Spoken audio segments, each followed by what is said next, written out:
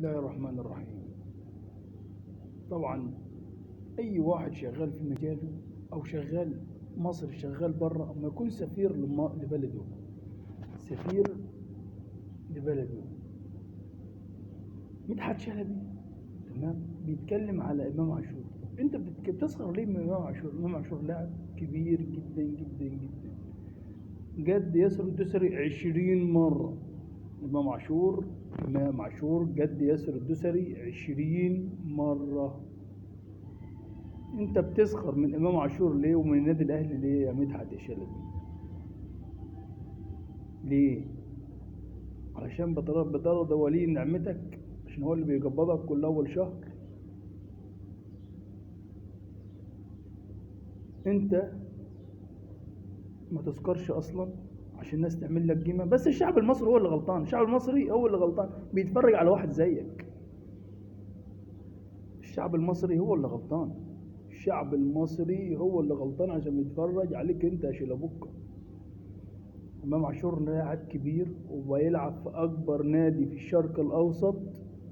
تفكر نفسك انت كده بتكسب السعوديين لما بتقلل من الانديه المصريه. لا، الانديه المصريه كبيره سواء انت رضيت او ما رضيتش، غصب عنك. النادي الاهلي كبير والانديه المصريه كبيره، ومش عاجبك اضرب راسك في الحيط عندك. انت بتراضي ولي نعمتك عشان اخر الشهر بيدوك دولار. عيب. انت بتعلم في الدوري السعودي، مالك ومال امام عاشور؟ مالك ومال النادي الاهلي؟ تسخر ليه من الكره المصريه؟ تسخر ليه من الكره المصريه؟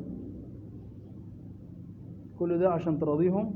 انت مفكر نفسك انت كده تكسب الدوري، تكسب السعوديين؟ خليك وجه لبلدك محترمه، ما تبقاش تعبد الجنيه والدولار. عيب. انت راجل كبير داخل على 75 سنه، مارس مهنتك بشرف. انت كده لا عندك شرف ولا عندك مهنيه اصلا عشان تقلل من الدوري المصري والفرق المصري وتسخر من امام عاشور على الهوا. كل ده عشان الدولار، ها؟ كده عشان ولي نعمتك. فكر نفسك انت تكسب كده السعوديه. شكرا. تعالى سب